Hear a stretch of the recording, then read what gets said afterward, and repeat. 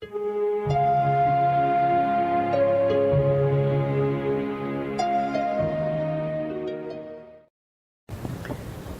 are probably wondering, and maybe even questioning me with, I thought that you lived down a long lane on a farm. Well, here I must explain that a few years after my mother passed away in 1930, it was necessary for us children to move out. It's a long, long story, which I will go into at another time. My brother Bruno got married, and we rented a house along Route 85, which we always knew as the Hartford-New London Turnpike.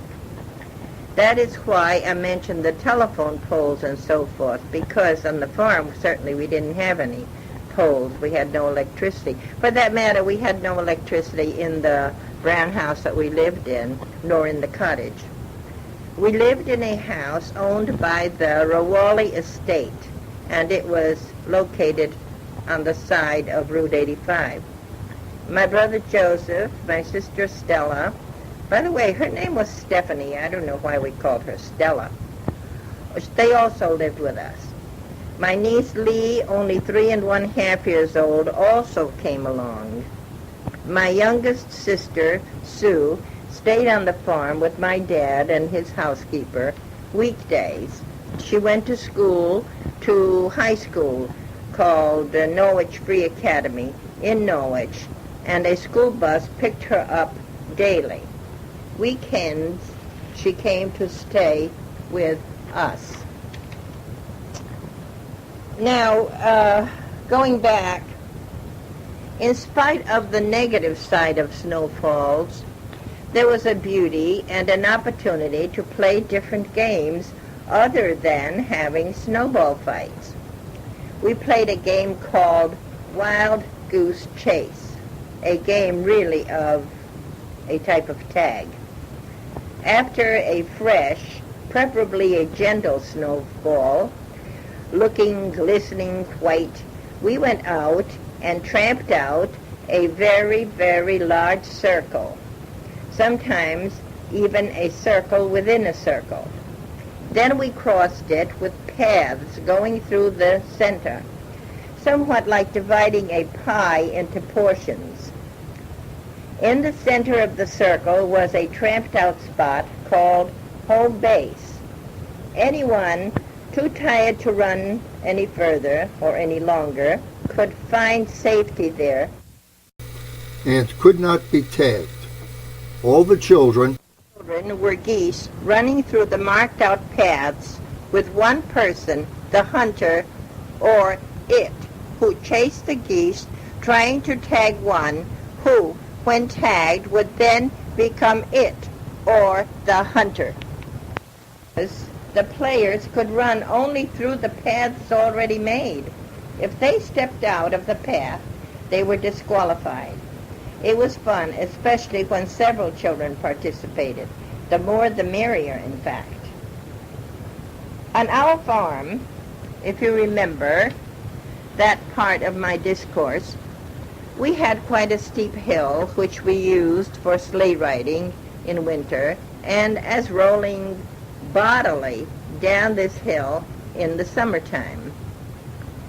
There were large rocks here and there which we had to avoid while sleigh riding because when the sled hit one, it stopped short and whoever was on the sled went head over heels into the snow. We used all sorts of things for this sliding. My mother's large dish pans, large covers from other things, and sometimes homemade boards which lent themselves to this fun. We received many a bump and a bruise, but it was fun.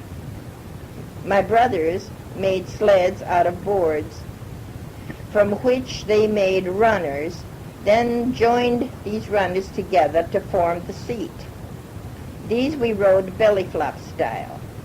Sometimes we joined several sleds together to make a long, long run down the hill, especially down the hill by our school, the Gates Hill School. That ride went so far that we could only take one ride down the hill during a 15-minute recess. When we came back up the hill, recess would be over. And of course, very often we wasted time in coming back up the hill to the little red schoolhouse. It really was painted red, and I mean real red. The schoolhouse was situated halfway down the hill. We had to go back up to the top of the hill first, get set, sometimes join the sleds together to make a long toboggan, and down we'd go. Down, down, down, past the building, across a road, which now is numbered 5-something, 552, 554, 53, I don't know which.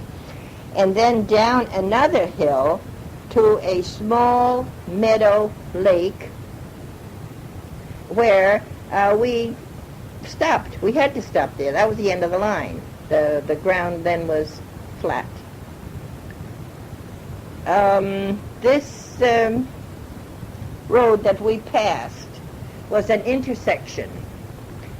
And we didn't mind crossing it because hardly ever anybody went through there, especially in the wintertime. Now, this intersection we called Heike's Corner. The huge house and barns across from the house and across from the road from it were owned by an elderly Jewish man named Hiowile, but we always called him Heike. He was a kind old man who was always teased by the big boys. I never considered that very kind, but this man was different from the other neighbors. He had a long beard and wore a yarmulke, I guess that's what it's called, on his head, and he was the only Jewish person in our neighborhood.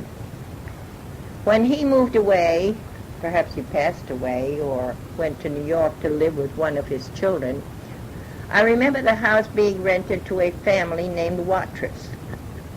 The boys in that family were real bullies.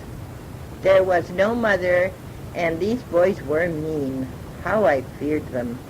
They were mean, and they wrecked that big, big, old-fashioned house.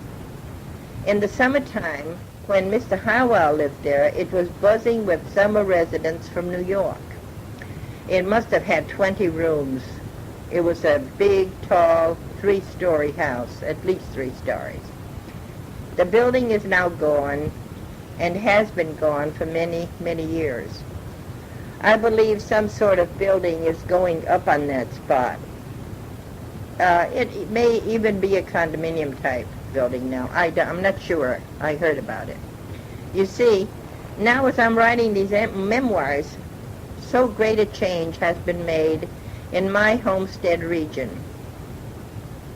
The roads are all numbered and named. Old homes have been torn down. New ones have been built. On the old Morgan place, it was at the top of what we called Morgan Hill, is a restaurant to which people come from long distances to dine. It is a beautiful place. A cow barn used to be in that very place where it is situated now. I've drifted a little. I'd like to continue with the snowfalls. They were very pretty and so restful sometimes, so long as they did not become blizzards. Now, that practically all the dirt roads have become blacktop roads, and the towns clear them as soon as it snows. It is not as difficult to travel there.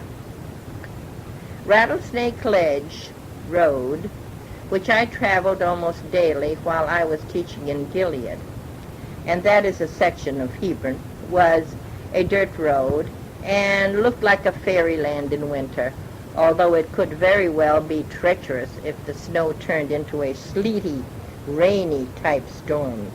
Many times I got stuck on it. Then it was safer for me to go around through, I believe now it's called Route 82, and then go on to Route 85 to Gilead. But this comparison of a lovely snowfall, all of you have experienced, I'm sure. You have ridden in a car during one of these pretty snowfalls. Aren't they really pretty? Especially if you drove at night and the snowflakes whirled around until they made you feel dizzy. When I was driving in Connecticut, when it was really dark, especially coming home from Gilead late in the afternoon, it was very hard on the eyes. I stayed in school many, many times after 5 p.m. By that time it was really dark, or getting dark. It took me at least 45 minutes to get home. There were no lines painted in the middle of the road, so you did not have a guiding something while you were traveling in this beautiful snowfall. There were no reflectors of any kind. On foggy nights, it was really rough. I remember one time being on the highway, coming home from an evening school affair in Gilead, and the fog was so thick you couldn't see but a few feet in front of you, let alone see an oncoming car. You couldn't see their lights. Of course, we traveled very, very slowly, or there could and would have been head-on collisions. Somewhere between the Colchester and Salem town line, I almost had such a collision. Neither the oncoming car nor I could see where we were until we almost met. I was on the wrong side of the road. The other driver was okay, and I was so startled when I heard the cursing and screaming words uttered from him, by him. Of course, we both spoke a little, realizing the bad weather was so very bad.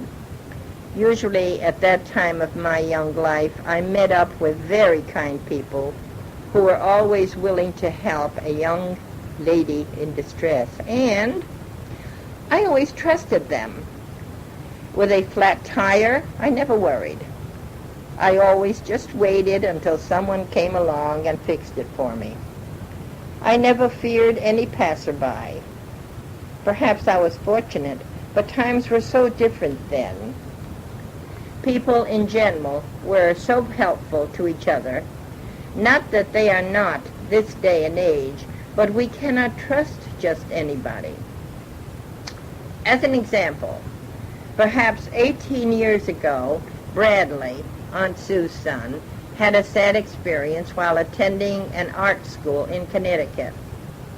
He and his friend were coming home to their boarding house one evening when they spotted, as they were passing, a parked station wagon with a man at the steering wheel appearing to be ill or at least in trouble. Brad and his friend stopped, got out of their car, approached the station wagon, and asked the driver if he needed help of any kind. The man stared at them, jumped out, and wildly wielded an iron bar at them, ready to strike. Both boys ran back to their car to get away from him. Brad's friend jumped into the passenger seat, but Brad, who was the driver, barely made it in time, but he did get a laceration on the head, needing medical assistance. In all the excitement, they didn't get the man's car number. They were lucky to not have been more seriously hurt. I think the car door on Brad's car was banged in with the iron bar. Now, what I'm trying to say is, it is too bad that we cannot trust people as we'd like to. Also, we cannot take the chance to help people who may be in serious trouble as we pass them by. I guess we just have to pass them by and try to notify the police to go back and see if those people by the road need help. There's nothing more to do because people are afraid of what may be an outcome of an assistance.